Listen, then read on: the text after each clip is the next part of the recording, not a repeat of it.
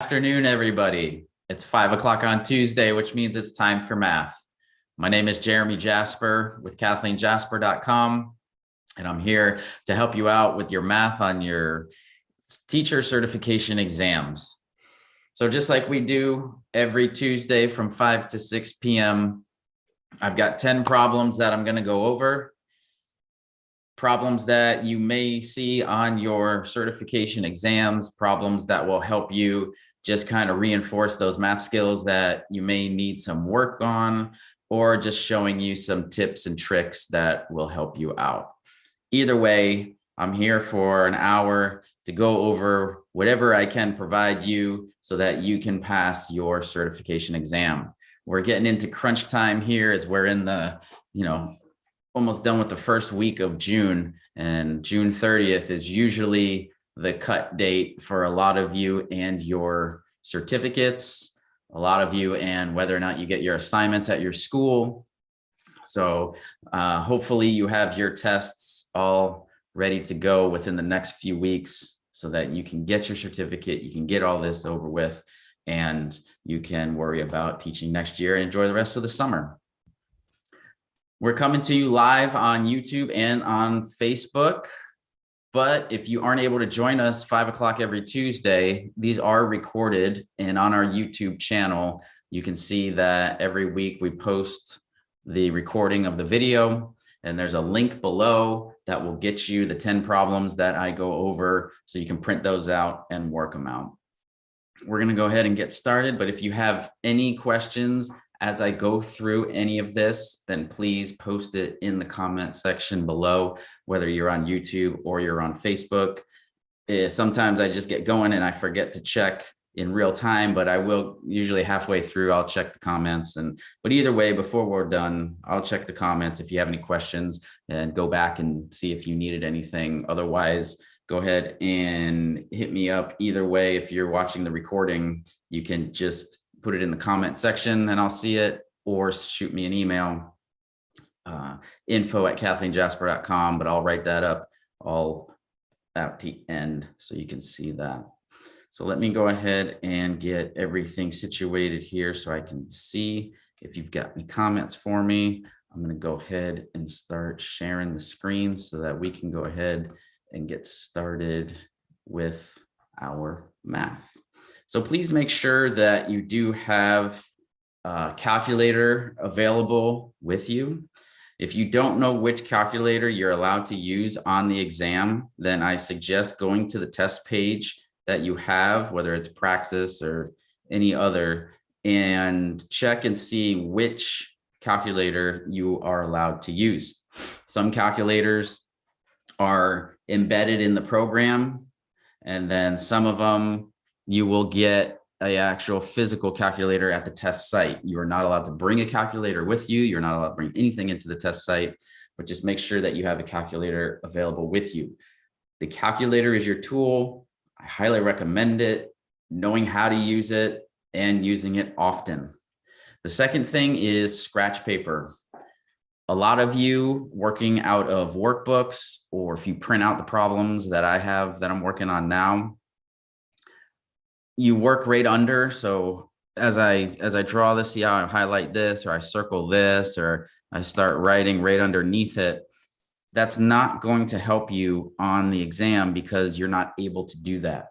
So make sure that you are only studying with a blank sheet of paper. What I mean by that is, if you're looking at your screen now, that's good because obviously you're taking it on a computer. So that when you look down, there should only be a blank sheet of paper. If you printed out these problems, like say you're looking at problem 1, and then you start working underneath the problem in this area right here, then that's not going to be good for you because you have to look up to see the problem and then look down to work on anything. So just doing that will help you save some time. And I know it may be 1 or 2 seconds, but on a 60 question test, if you save a second on each question, that's an extra minute. That's an extra minute that you can use on another question that may be a little more difficult for you. So just little things like that are going to help you out, and knowing what it's going to be like when you get into that test situation so that you are comfortable and calm and can just focus on the math. I think that's it. So let's go ahead and jump right in it. So this first question right here, I wanted to pull this one. Someone asked about it, but I don't go over a lot of these types of questions. I do a lot of just the straight math, numbers and all that. But I always like to throw a couple of these in here just because of test strategy. This first question says, which of the following would be most effective in assessing students' understanding of the steps in a division process? What I want to highlight is most effective. Because when you look at each one of these answer choices, a timed multiple choice test on division, an open book test, an untimed test where students are required to show their work, a state assessment focusing on new math standards. Are these effective ways of understanding if a student knows division? Yes, they are. But what we have to do is we have to rank them, and we have to rank them by most effective. And this is important. See how it says most effective and not the best or the only one? You have to kind of take that mindset of there has to be, well, I know that sounds weird. There has to be one right answer, but that in this type of situation, all four of these are kind of right, but it's like, which one is most right, if that makes sense.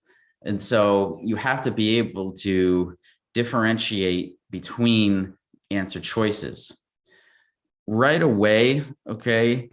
If I'm looking for most effective, I can tell you that a timed multiple choice test would not work well in this situation, because we need to know, are the students understanding it? So if they're understanding it, we want to see them do the work or show us work. And with multiple choice, you just choose the answer. The same thing goes with an open book test. Open book test, sure, that's fine. You can give an assessment with an open book, and some could argue, oh, that's not a good assessment. Others can argue it can. Who cares? If I need to know if the student's understanding something, I want to know what's in their head. So I don't want them using the book and just kind of, it's already right there. So now I have my untimed test and a state assessment focused on new math standards. We teach you in our courses and in our guides that there are some key words. There's buzzwords, there's good words. You'll see that all of our books have a good words list. Standards. So usually we teach people to look straight at the answer choices and then try and just see if you can weed out any good answers. This is a great answer just for the simple fact that it says standards, but in what context is it? And that's where it could be tricky, because those of you that look at our good words lists and you just focus on this, you could see standards and choose that answer and off you go. In this case, this is not the correct answer, because we need to see if the students understand it. So this state assessment is, I'm assuming here, and you don't like to assume, but a state assessment is usually multiple choice. Of these two answers, right, which is most effective? So yeah, D is good, but it's not as good as C, because C is untimed, which means the student has as much time necessary. So they're not stressed out. They can feel comfortable taking their time and showing their work. Well, if I can see their work as a teacher, I can see whether or not they're understanding it. So that's why C wins out in this case, and C is the correct answer. Okay, so just a little bit of going through these types of problems, picking through what are good words, what are not good words, and which one is, I hate to say it like this, but which one is most right. Okay, so I hope that helps out. All right, next one. We have problem 4 students are working on completing a book together for their English class. Julie has completed 1/6 of the book. Jose has completed 1/3 of the book. Amelia has completed 1/4 of the book. How much left is there for Roberto to complete so the book is finished? Okay. So really, it's just a fraction problem. And I just did this just because it's a good refresher on fractions. we've got 4 students. So one is 1/6. The next one is 1/3. So we're adding these, right? And then the last one is 1/4. So then plus, and then I've got this X value, and it's all going to equal to, well, what should we set it equal to? We should set it equal to one whole number, right? That's why we put the 1 there. We're looking for the whole. So 1/6 plus 1/3 plus 1/4 plus something else is equal to 1. All right. First thing we got to do, let's find a common denominator. With 6, 3, and 4, all right, what is the common denominator, or what you may refer to as least common multiple, right? It's a number that if I multiply any of these numbers with another number, I get this one number that they all have in common. And in this case, it's going to be 12, right? So if I make all of these 12, how many times does 6 go into 12? It's 2, so it's 2/2. How many times does 3 go into 12? It's 4, and 4 into 12 is 3. We're adding these all up, and we get 2, 6, 9, 12ths. All right. If we have 1, and we're dealing in fractions, 1 over 1, anything over itself is 1. So whenever you're dealing with fractions and you need to find what it is for its whole unit or 1, use the denominator. So 1 over 1 is still the same as 12 over 12, right? So that makes it easy when I know that it's got to be 12 over 12, and I already have 9 over 12. What's left is 3 over 12. I don't see 3 over 12 anywhere in the answer choices. So let's see if we can reduce it. What can you pull from 3 and 12? And it can be 3, right? Or you can just see it's the same exact thing here. So 3 over 12 is the same as 1 over 4. That being the correct answer. There is 1/4 of the book left for Roberto to finish. Okay, so that's doing it. If you have to do fractions, if you're comfortable with fractions, that's an easy way showing all the work here. Maybe you can do it a little faster. And again, the more practice you do, the less work you put down. I show everything just so you can see it, but I would do this faster in fewer steps by writing fewer things down, if that makes sense to you. So make sure that you're practicing on how much work you write down, because writing down takes time. And we need to conserve as much time as possible.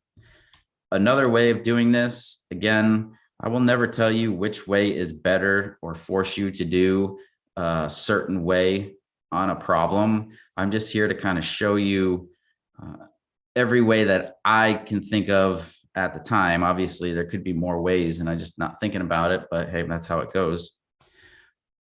Again, we write it down. I got 1/6, I got 1/3, and I got 1/4.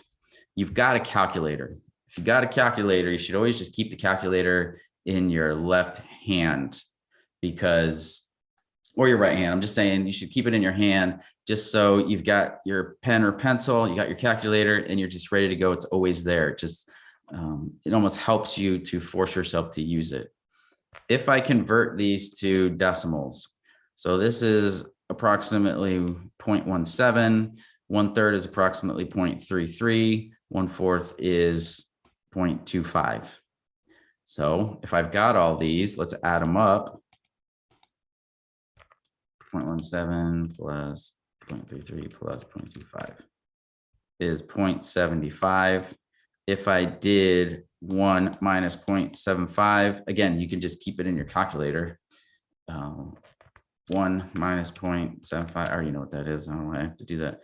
0.25. Now, 0.25 is equal to 1/4.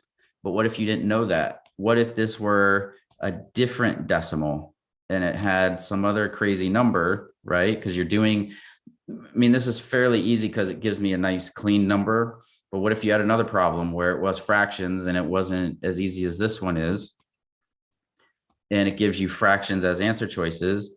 Again, you've got that calculator in your hand. So go through the answer choices real quick. If I did 3 divided by 4, well, that's 0.75. 1 divided by 4 is 0.25. Well, there you go. That's what I was looking for. I was looking for the 0.25. 0.25 is equivalent to 1/4. Again, many people know, and I'm not presuming here, but you should know 1/4 is 0.25 and 0.25 is 1/4.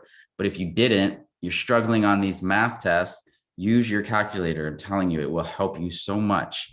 Again, you could go all the way to 0.66, 0.33, okay? All right. All right, looks like I had a question here. Is there certain verbiage in word problems to look for that tells you when to add, subtract, multiply? Yes, there are.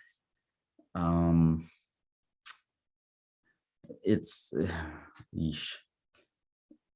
adding, there's sum, there's subtraction. It's that's one that you're gonna have to, you should just Google. I know I don't have time to go over that, but yeah, addition is the sum, subtraction is the difference, multiplication is the product.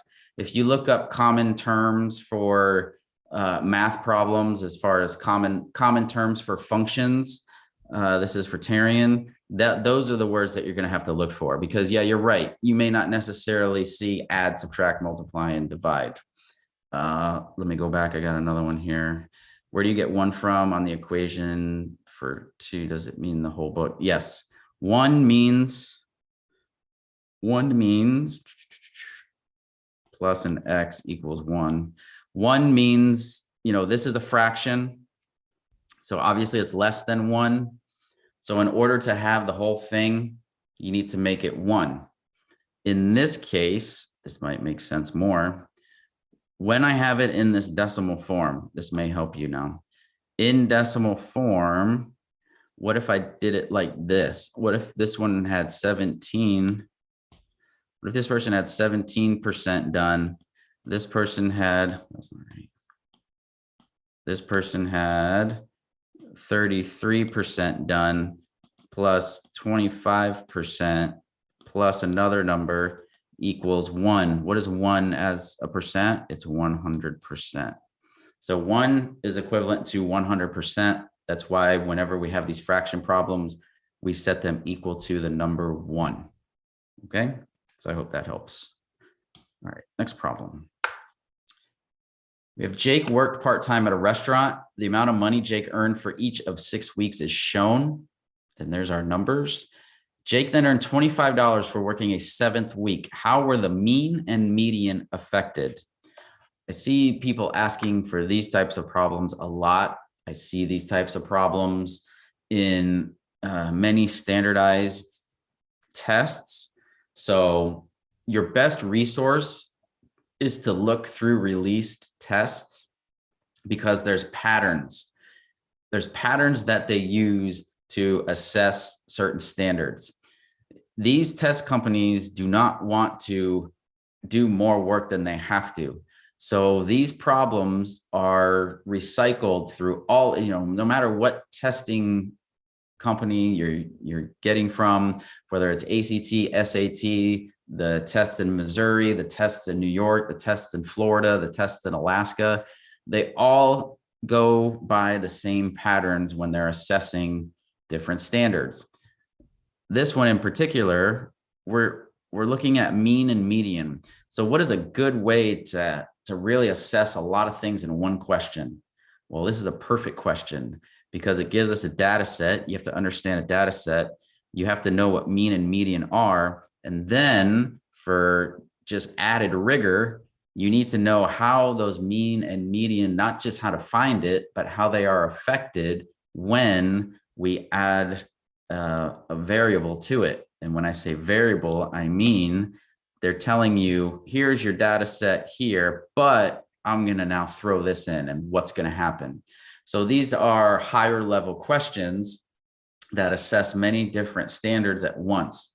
And that's the pattern that you'll see for these types of problems. Okay. And it just worded differently, but for the most part, give you a data set and tell me how mean, median, mode, range are affected by adding, taking away, right? That is a common type of question. So that's why I'm going over this.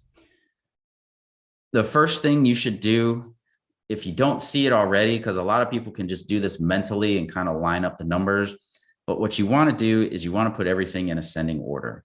We know when we deal with mean, median, mode, and range, we want to go in ascending order. It's low to high. So I'm going to rewrite these as 32 first, and see if I'm crossing this out, see how easy that is for me. Oh, 32. And then I do 38 and I cross it out. Well, you can't do that when you're taking the test. So that's why you really need to focus on this, because you're looking down, you're looking up, and you may skip a number, you may forget to put down a number. So it's important, and this is why I keep telling you this, look at a screen or have a screen in front of you and then a blank sheet of paper right below you so that you can practice what it's going to be like on the test. So I got 32, I got 38, and then it looks like I'm doing 40,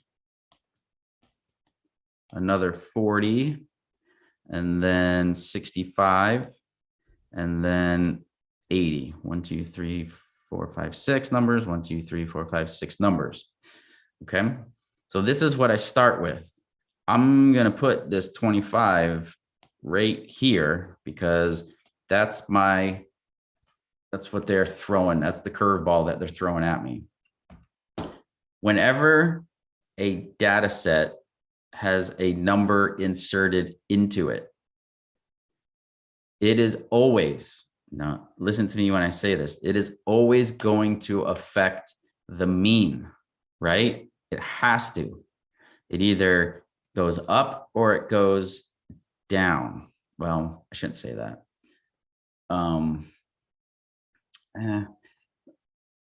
Unless it's actually the average, okay? That's the only case where it can't happen. But for the most part, when it does this, whenever you add a number to a data set, if it's the lowest number or the highest number, then it's definitely going to affect it. If it's right kind of in the middle, then maybe it won't affect it. So you got to be careful. But 25, when it's the lowest number out of all these, absolutely your mean or your average is going to decrease. That 25 is going to pull the average. That's like on a number, if you're going to the left, so towards 0. So it's going to pull it to the low side. Just by doing this, I know that I don't have to do any more work. So I look at the answer choices and look for mean is decreased, because see, I got mean decrease, median same, median decrease, mean same, median and mean both remain the same, mean and median decrease. So anything that doesn't have mean decrease is going away. So mean the same, no, this is gone. Median and mean both, no, that's gone.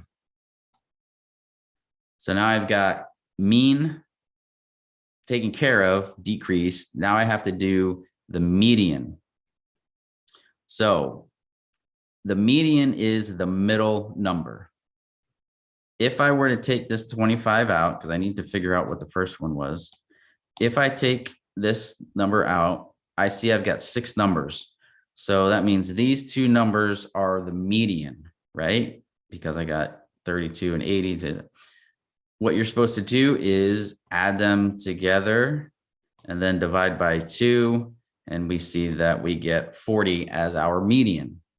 So in the original, our median is 40.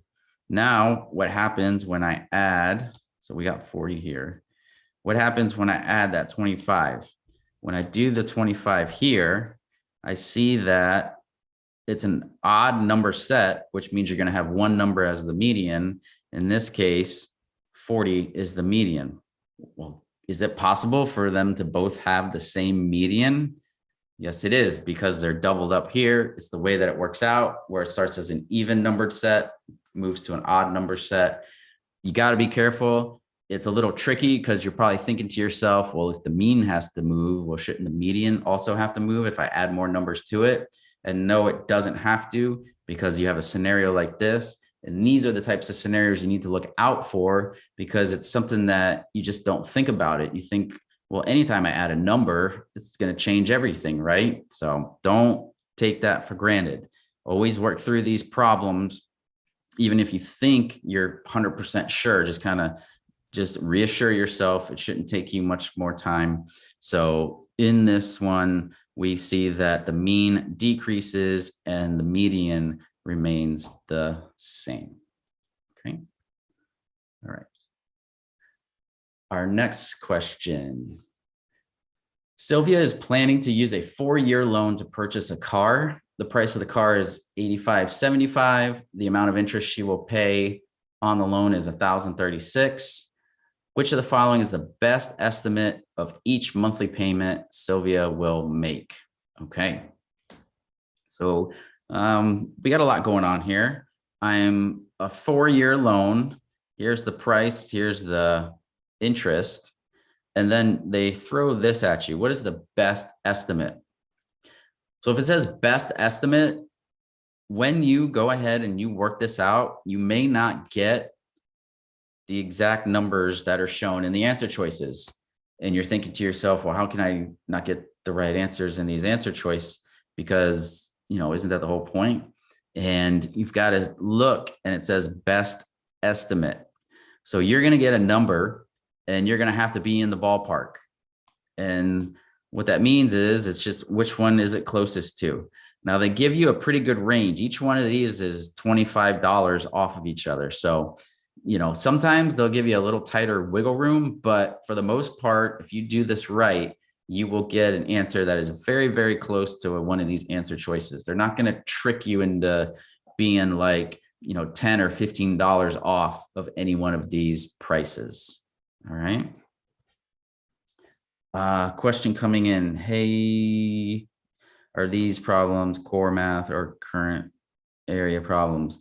These can be problems that you'll see on any general knowledge type of test, any core type of test, any, even elementary math all the way up to high school.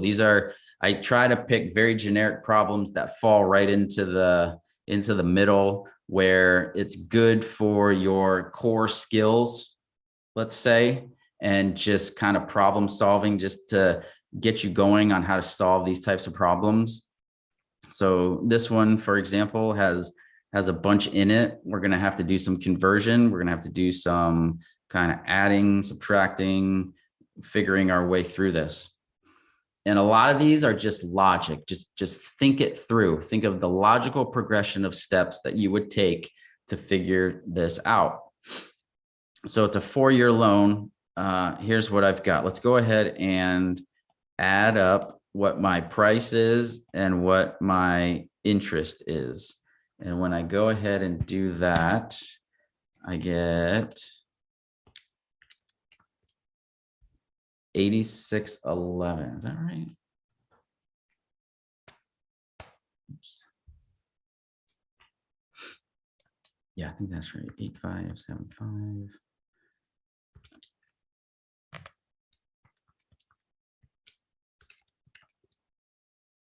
$96.11. So the total cost of car is $9,611. We want, now pay attention, we want monthly payment. Well, if it's a 4-year loan, you can do this. You can do 9611 divided by 4.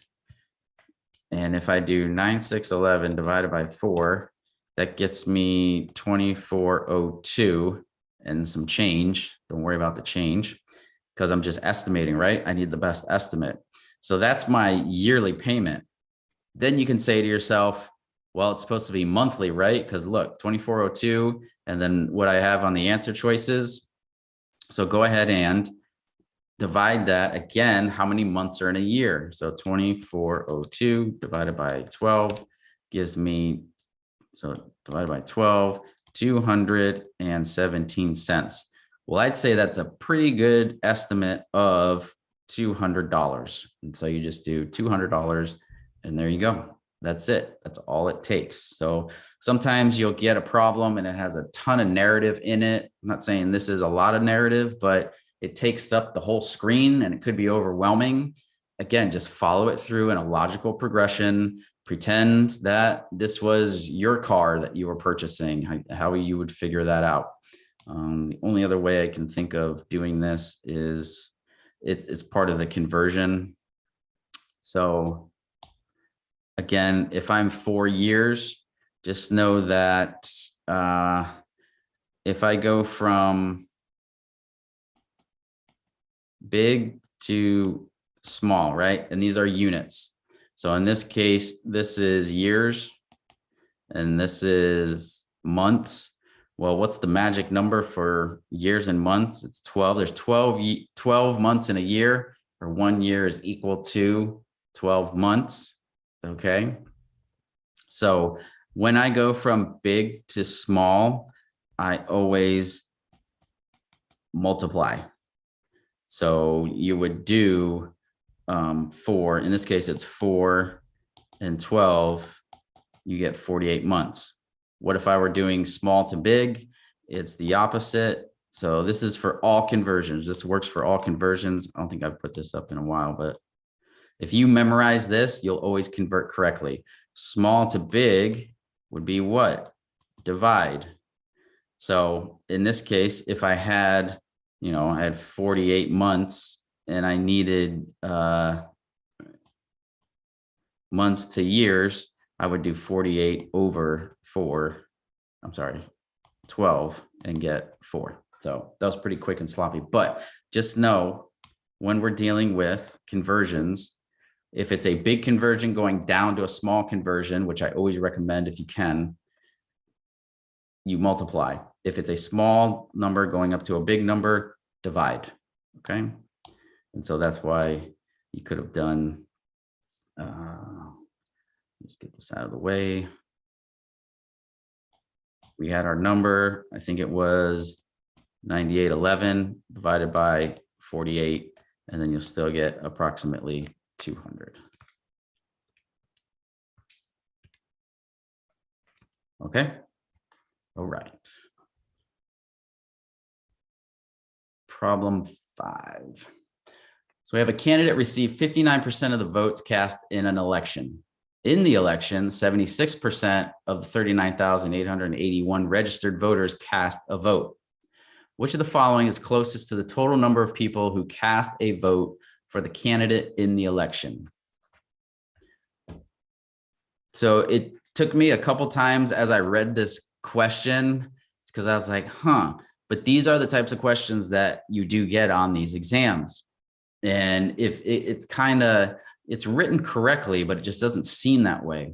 Because if somebody gets 59% of the votes, but 79 or 76% of people vote, if you kind of read through that quickly, because again, when I go through these problems, I try and think of every possible scenario on how somebody might interpret it. And so this could be confusing.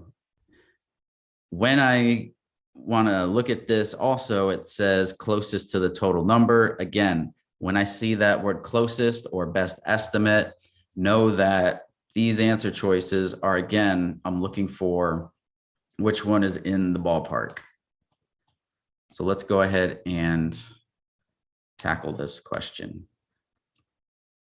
Our candidate received 59% of the votes cast in the election. In the election, 76% of.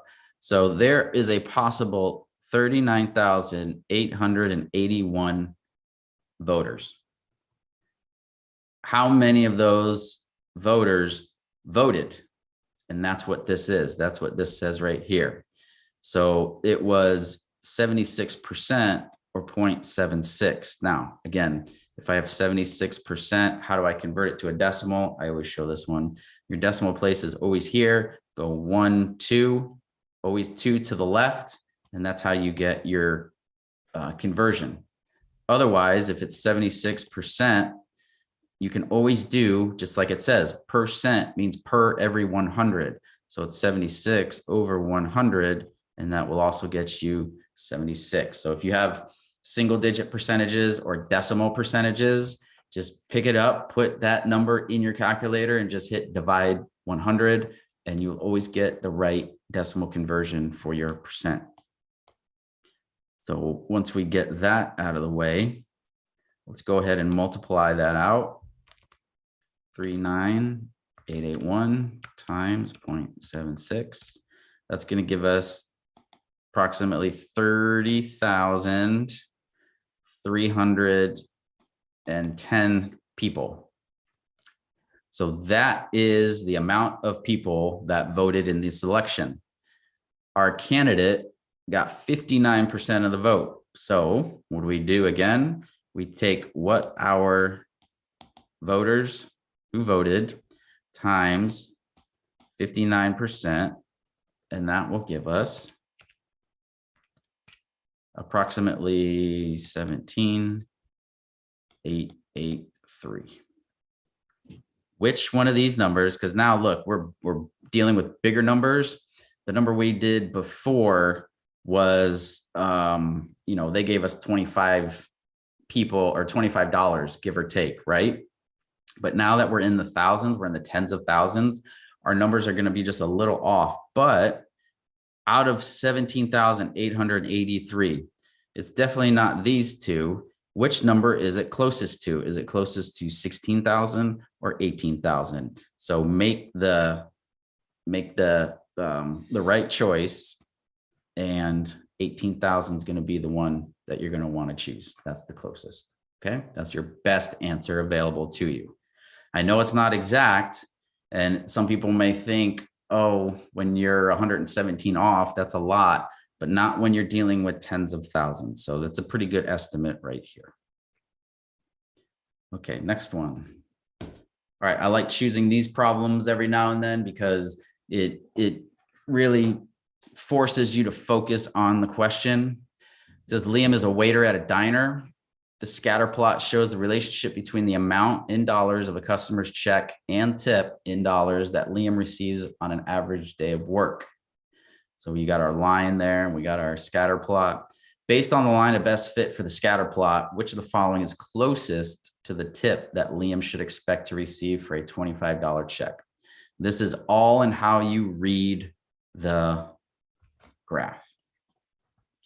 It's important to understand what your X and Y axes mean.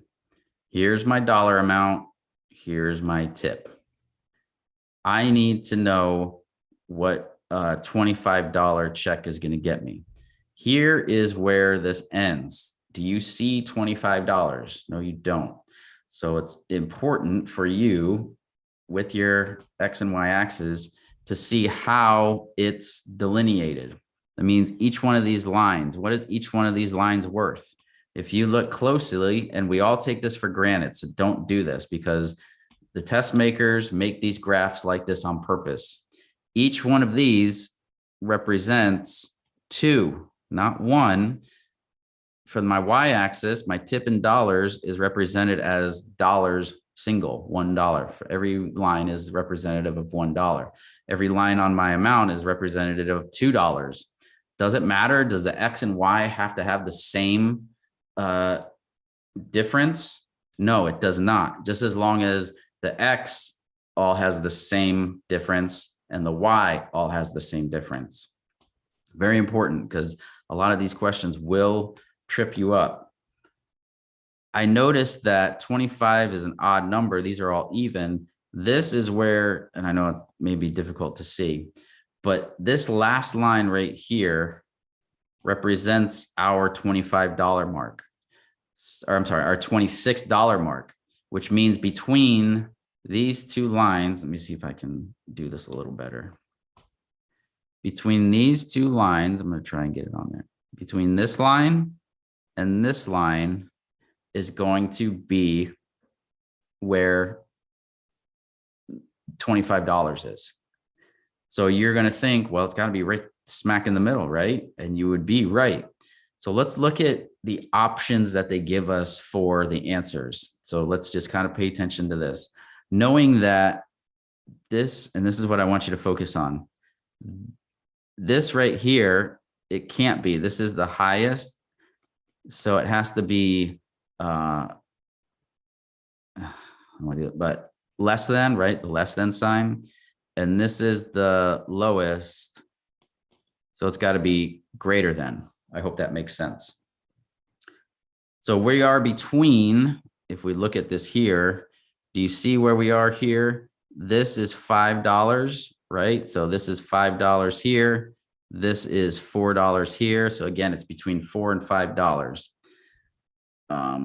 It's not $3.75 because that's below $4. And it's not $4 because that's too low. Does that make sense? $4 is representative of 22. So it can't be 4. It's got to be higher than 4. And it can't be 5 because 5 is too high. You see where 5 is? 5 is at this threshold here where it's at the highest, but it's also on the line that represents 26. So we know that it has to be greater than 4, less than 5. That's where you need to be. So the best or closest, because again, here are these crazy words again, closest has to be 450 so that B is the correct answer, okay? I know I'm wordy on these problems, but I want to convey what you need to look for. You need to look for the highest and the lowest between these two numbers, and then you get the best estimate. So just force yourself. It's got to be greater than 4, less than 5. The only one that's greater than 4, less than 5, and the answer choice is 450, and then you're done. Okay. But most importantly, know what your X and Y axes are. All right. Okay.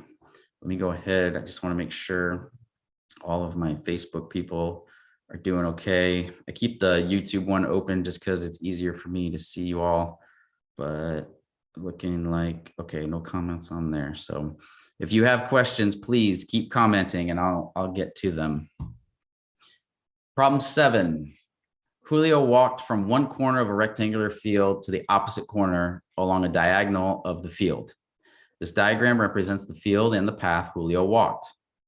Here we go. It's 50 yards by 120. Based on the dimensions in the diagram, what is the distance that Julio walked? Okay. So how are we going to figure out what this dotted line represents?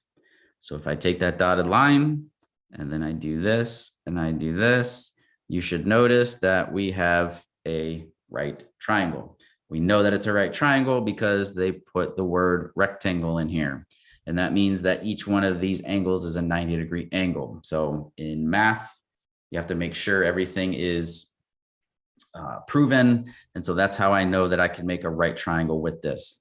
Honestly, if this is any just presume that it's always going to be a right triangle. If you were in my geometry class, maybe I would hit you with something crazy just to force you to understand you have to be able to prove all this. But on a standardized math test, don't worry about it. If it looks like a right triangle, it is a right triangle. All right, so how do we figure out if I've got two sides of a right triangle, can I find the third side? Absolutely.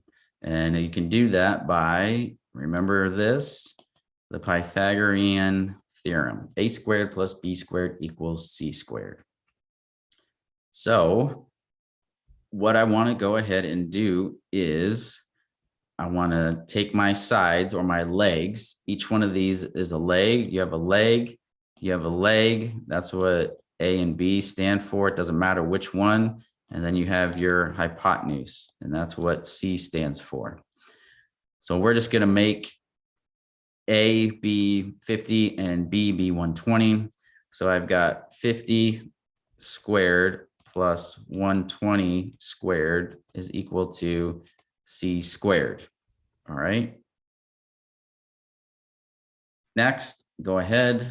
That's going to be 2,500. And I'm going to show you something here in a second, but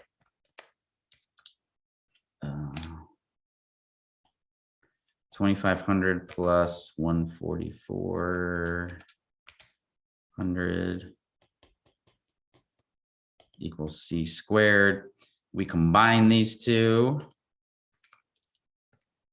and we get 16,900 equals C squared. You can't have a variable squared, so you have to do the opposite. What's the opposite of squaring something? Square root. So we take the square root. This should all be in your calculator, and you will get 130 is equal to C. And you've got that right there. Okay. Can't think of another way of doing this other than if you look,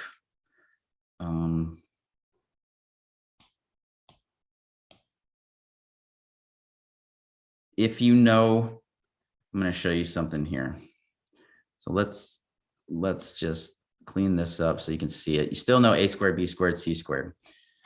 There's another thing I want to show you, and that is this. There are, we call them Pythagorean triples, 3, 4, 5, and 5, 12, 13. These are the most common Pythagorean triples. And what that means is in any variation of 3, 4, and 5, where you have legs and hypotenuse and legs and hypotenuse, right? The highest number is always the hypotenuse. You will always get these values. If I look at this 50 and this 12, I noticed that they're pretty big numbers and they could be pretty scary numbers. But what I did is if they all have zeros in them, then just knock the zeros off and make it make the numbers easier to comprehend. All right. It's essentially, I'm dividing everything by 10, and you can do that, right? I'm just saying, if you don't see it, that's just what I did. So now I have 5 and 12. Well, if I remember my Pythagorean triples, 5, 12 equals 13. So this has to be 13. Well, I already know that they got zeros on them, but if I cross these out, I've got 13, 14, 16, and 17 to deal from. I can just do that. A is the correct answer because I see it as 13, or just once I get my answer, add a 0 to it, and you'll see 130. Okay.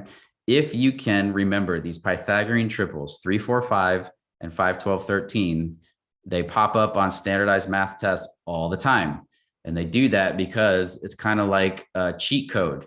If you're knowledgeable enough to understand Pythagorean triples, then it's kind of like a reward for you on these tests instead of doing the whole Pythagorean theorem. So that's something that I always like to tell people when you're taking standardized math tests, teacher test, ACT, SAT, GRE, any type of standardized math test, I promise you, you'll see a Pythagorean triple on it. And then just to kind of reiterate this, I know we see the 5, 12, 13, but it's 50, 120, 130. What if it were like this? What if you had a triangle that was 6 and 8? Well, it can be 3, 4, 5, and it could be 5, 12, 13, but it can be any multiple of those. And that's why we have the 50 and the 10, right? We just multiplied all the numbers by 10. Well, what if we just multiplied them by 2? See how 3, 4, 5, that's 3 times 2, that's 4 times 2. Well, what is 5 times 2? And 10. So 6, 8, 10 is another Pythagorean triple, or the missing hypotenuse for that triangle. So if you can remember Pythagorean triples, it's another good way to kind of get your right triangles on these tests. All right. Problem 8. A worker at the Rainbow Garden Center planted multiple rows of flowers. There are 3 flowers in the first row. Each of the remaining rows has 4 more flowers than the previous row. How many flowers do rows 20 and 35 each have? So this is a fun little problem because you have to figure out how this works out. In the big throw off is this: rows 20 and 35. When we see something like this, sometimes it's easier to just work it out. Okay, I'm going to show you how to do this with the creating an equation for it, or a formula for it, because it's just too many. You don't have time. And that's why they put this here, because they're assessing the fact of whether or not you understand how this problem is written, how it should be solved. If this problem is too difficult, then this is a problem that you just skip. Please understand that you do not have to get 100% on these tests. You don't even have to get 90 or 80% on these tests. These tests you can pass with a 70 to 75% correct on them, okay? Obviously, there's different percentages for different tests, but please don't be under the understanding that you need to get 100% correct. There are throwaway questions for you. Don't beat yourself up. If you're taking too much time, guess and move on, all right? Because time is what is hurting you the most. And for most of you that just can't get past these math tests, I can almost guarantee timing is your biggest issue, okay? So with 20 and 35, right, I have 3 flowers in the first row. That means every time after that, I should add 4. So see how it says each of the remaining has 4 more. So this is first row. The second row is going to be 4. And then plus 4, that would be the third row. And then plus 4, and then plus 4. And then you get it, right? 4th, 5th, and then so on. Are you going to take the time and go all 20? Maybe you do. And if you do that, then great, more power to you. But I kind of want you to understand, and this might be a general or a core type of problem that you'll see, because again, it's creating an equation or a formula. But there is something specific here that they throw in, which makes it a little more difficult. It tells you that there are 3 in the first row. So you're given this 3 right here. I'm going to write this down because this is what a lot of people are familiar with. It's the slope intercept, but it's usually our function. This is our common generic function that we use to figure things out when we're given word problems. So you're probably thinking, well, I can just do this. I can say, we always have 3, right? So I always have 3. So that can be this number here. And then if there's 4 for each one, then I can just do, y equals 4x plus 3. So let's see if that works. Okay. So x is going to represent the amount. Oof, that's terrible. Let's do this. Number of rows. Okay. So let's just try this out to see if it works. If I have 1 row, right? So you agree if I have 1 row, I should put 1 in here. So it should be 4 times 1 plus 3 equals, and then I have 4 times 1 is 4 plus 3 is 7. So if I had 1 row, should I have 7 flowers? And if we look at here, see here, there are 3 flowers in the first row. So that does not work. So what in the world are we going to have to do? We're going to have to scrap this formula, okay? We are going to have to write a formula that says I always have 3 in the first row only, but then go ahead and add a 4 flower row for each additional one. So the way that that works out is I keep the same type of equation. But in this case, I always have 3 in the first row, regardless. So I know that I'm going to add 4 to every row, but I'm going to add 4. I just want to make that nicer. I'm going to add 4 for every row after the first one. So however many rows I have, I want to take 1 away because the first row is already there. All right. So let's try this out. I'm going to start with 1. If I have x is the number of, this is number of rows. If I have the first row, which would be the number 1, so I have 1 minus 1 plus 3.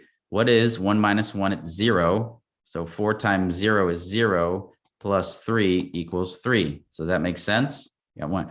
Let's try it again. What if the second row, right? So that should be 3 in the first row, 4 in the next one. I should have 7. So if I do 4, row 2 minus 1 plus 3. 2 minus 1 is 1. So 4 times 1 is 4 plus 3 equals 7.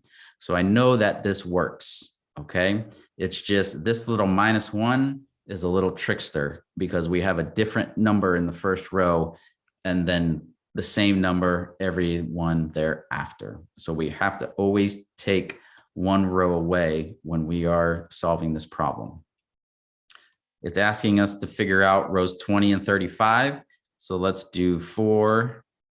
Oh, come on. I'm going to do 4 times 20 minus 1 plus 3. So 4 times 20 minus 1, that's 4 times 19 plus 3. Just do it in your calculator. 4 times 19 equals 76 plus 3 is 79. All right. So if I've got 79, look for all rows, row 20 at 79. So this one's out and this one's out. So I'm looking for 83 and 139. Well, if I know row 20 has 79, row 35 is definitely going to have more than 83, because at row 21, you add 4 more and you're at 83. So I know C is the correct answer, but let's just make sure 4 times 35 minus 1 plus 3, that's going to give us 4 times 34 plus 3. And when we do that, 4 times 34, that's 139. So that number and that number is going to be our answer. Just that's a tricky one. That's why I wanted to put that on there. You could always extrapolate it out. That means go one by one all the way until you get to 35. But I'm telling you, it's going to take way too much time. So this is the best way to solve that one. All right. Next one says, in the diagram, triangle MNP is similar to triangle QRP. That's what this little squiggle mark means here. It means similar. So what do we know about similarity? Similarity is the same as, kind of petered out there, proportional. So what does proportional mean? It means that you can take the sides that correspond with each other and set them equal to each other. We are looking for, based on the dimensions in the diagram, what is QR? QR is this guy right here. So if you see this, we always like to do what we call here, and again, if I can write with my pen today,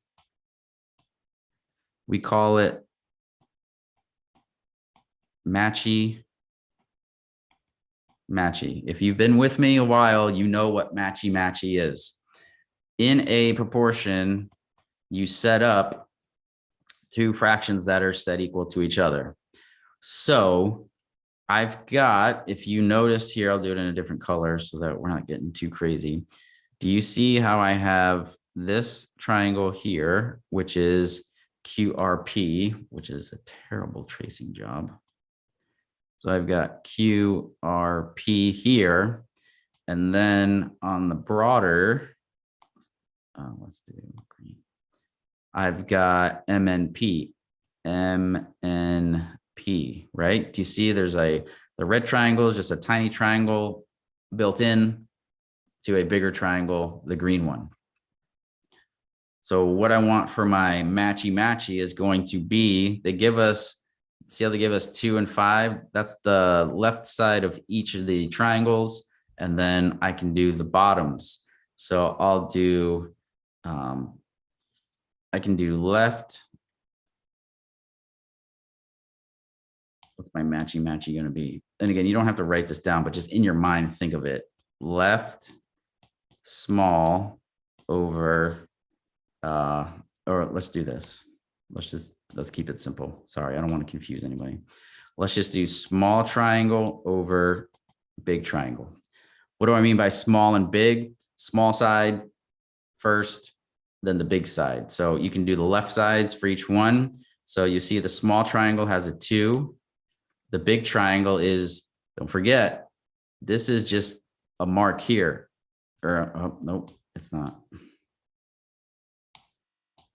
The big triangle is this 5 right here. It goes from the top all the way down. So I've got 2 over 5. So small triangle over big triangle. I just did the left sides because that's what's available to me. And then the last one I want to do is the bottoms, because I have a dimension for the bottom in the big one. So in this case, the small, I don't know. That's what I'm looking for. And the big is going to be 4. So my proportion is now 2 over 5 is equal to x over 4.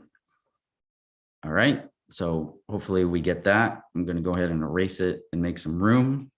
So I got 2/5 x over 4. 2 over 5 equals x over 4. With proportions, I highly recommend just grabbing your calculator, keeping it all in the calculator. We know that we're supposed to cross multiply and divide. So always cross the two numbers first. So I do 2 times 4 is equal to 8. 8's in the calculator. And then what's the only number left? Cross multiply and divide. Divide the only number that's left. So you had equals in your calculator, just keep going, hit divide, and then the only number, which is 5, and we get x equal to 1.6. B is the correct answer. Okay, do it in your calculator. It's faster. You want to see it? It looks like this. I've got the 2 and the 4 go together. So it's 2 times 4 is equal to 5 and x. I've got 8 is equal to 5x divided by 5 divided by 5. X equals 1.6. Okay. And that's it. It's just all about getting the proportion, getting the right dimensions. Okay. Because they're giving you left sides and then they're giving you bottoms. And so that's what you do. You set them equal. You can do a number of different proportions to figure this out. Okay. You can do, so if I had just the small triangle, I can do the small triangle. So I have 2 over x is equal to, because I did left side bottom. Now do the big triangle, 5 over 4. And again, you will still get the exact same proportion. Okay. All right. Last one. We have 2 students calculated the area of a circular skating rink that has a radius of 20 yards. The first student calculated the area using 3 as an estimate for pi. The second student calculated the area using 3.14 as an estimate for pi. Which of the following statements correctly compares the student's calculations? Okay. And then we look at our answer choices. The first student's calculation is more accurate by about 3 square yards. The first student's calculation is more accurate by 56. The second student is more accurate by 3. Okay, so one of these students is more accurate, and by how much? That's what we need to figure out.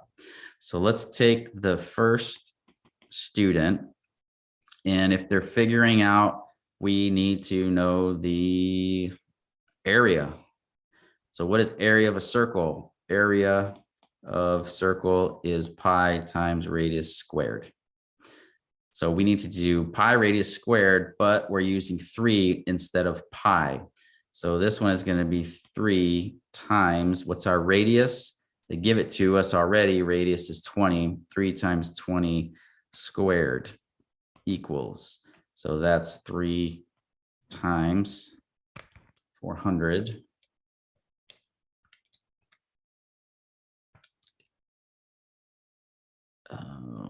400, which is 1200.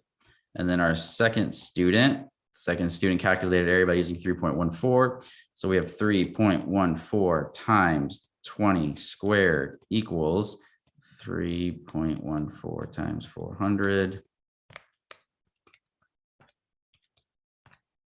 And you get 1256. Now, which one is more accurate?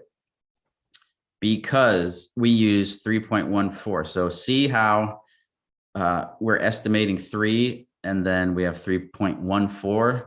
The more digits you have, the more accurate the calculation. Okay. When we estimate, we're usually shrinking the numbers down. These are referred to as significant digits. So this one has 3 significant digits. This has 1 significant. The more significant digits you have, right, the more numbers you have, the more accurate you're going to be. That's why when you hit pi on a calculator, it goes all the way, fills the screen. Okay. The more digits you have, the more accurate you're going to be. This is the accurate one. So the second student is more accurate. So all of these first students accurate, gone. So by how much? And you can just look at it, but what's the difference between 1256 and 1200? It's 56, which makes D the correct answer. Okay. So hope that helps out. And look at that, an hour flies by. All right, looks like there's no more comments on YouTube. Let me check my Facebook. And looking good here. Okay, great. All right. So, all right. Last page is always the answer key, right? And if you have any questions, problems, comments, suggestions, criticisms, by all means, please send them my way. Info, 101 is please learn how to write better with the pen. Info, oh man. Info at KathleenJasper.com. All right. Info at KathleenJasper.com. If you have any problems you're having problems with, if you have concepts you're having issues with, send them my way. Most of these that we did, well, really all of these that we did today came from you. I want to know what you need because, you know, I've already passed my math, so I know I don't need it. And I know that sounds weird, but that's why I'm here to help you. And so it helps me help you by knowing what you need. And so send me anything, send me screenshots, send me your pictures, draw it up, give me a description, or just say I need help with fractions or square roots or something like that. And I can try and get some questions on there for you. Okay. Follow us on all the major socials. We're there: Facebook, Instagram, Twitter, YouTube, anything, KathleenJasper.com for your certification needs. Let me see if anything. Yep. Yep. You're all welcome. So problems understanding number 8. What was number 8? Number 8. Yeah, I'm not sure what EC6 core is without looking it up, but I'm sure any of this math will relate to it. Again, simple algebra and arithmetic, just the repetition of doing these types of problems will help you.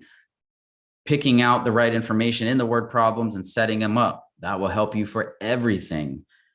Factorials and slope. Yep. If you go back now, remember, go to our YouTube channel and go to weekly math videos. And there are many of these. No two videos are the same. They're always different questions. All 10 questions are always different. Okay. So there's always 10 questions available for you to download and print out. And then there are videos there for you.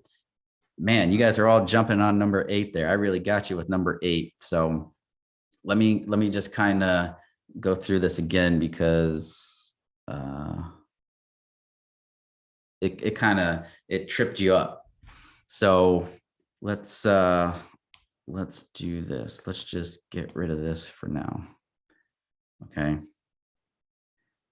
And let's just focus on what the scenario is. The biggest part is just understanding the scenario. So I'm just gonna go over this real quick, and then if you have more questions, then shoot me an email. But the question says we have rows of flowers. So here is row 1. Row 1, and I'm not gonna draw flowers. That's gonna be my flower. So row 1 has 3 flowers. Row 2, now row 2 and every row thereafter has 4 flowers. So 1, 2, 3, 4. So I have 3, and then I have 3 plus 4, which is 7. And then again, that's another 4, which gives me 11, right? So there's a pattern going on there. If you understand what the pattern is after that first one, then you could probably go from there. All right. But this equation right here takes into account, see, here's what's going to happen. If I do this, if I say that there are, where am I? Let's take 20 rows. So if there are 20 rows, if you know that the first row is 3 flowers, then you can just say to yourself, well, this is the first row. It's always 3. Everything thereafter is 4. So take that first row out of there. That should be 19 times 4. 19 times 4 gives you, that's not right. 19 times 4 gives you 76. So you know that there are 76 flowers. Then that first row is 3. So plus 3 gives me 79. And that's what I'm looking for. You can do all of it in one equation with this right here, right? Because it takes this -1 takes the first row out every time, instead of kind of doing it this way, right? It's the same way. If you did it this way, or if you found some other way of doing it, that's great. Then that's what you did. Okay. So go ahead, and just a cleaner formula is this one right here. If not, logically thinking, right? Just think to yourself, well, take the first row out every time. Figure out what 20 rows and 35 rows, just take one away. Because what they're trying to get you on is they want you to go ahead and say, well, you got 20 rows. What's 20 times 4? If you did 20 times 4, you'd get 80. Well, 80 is too much. 80 is too much by 1. And I know that's crazy how that works out that way. But you see to yourself, well, 80 is closer to 79, but they've got 83 here too. So if you did 20 times 4 and then know the first row has 80, sometimes that's why they put 83 there, because they think you're going to go 80 plus 3 equals 83, and you're going to pick the wrong answer. So that's why they put that in there. I hope that kind of explains it. Maybe seeing it visually with these flowers helps you out, but I'm just trying to get you to focus on creating an equation for a scenario. All right. So honestly, this is going to be more of an upper level, but general math, or a core, practice core. If you're familiar with those types of tests, this is still something that you should know. They kind of bump it up in rigor a little bit because of that 3 flower first row. But again, this is something that you may see. Okay.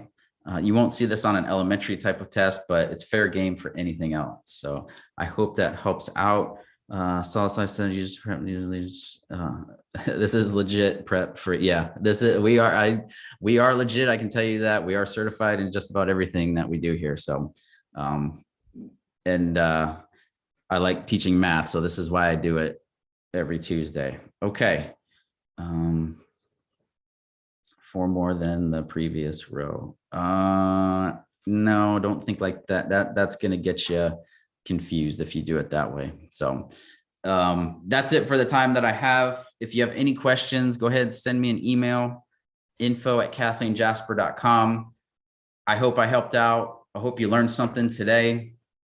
If you're taking your exams here soon, please get them in. Hope you all get certified and get your assignments. But we're coming down to the crunch time, and I want you all to enjoy your summer. So if you're out of school yet, congratulations, enjoy your summer. If not, keep working hard. That's going to be it for me for tonight. I hope everybody has a fantastic week. If you need anything, hit me up on the email. Other than that, have a great week, and I will see you all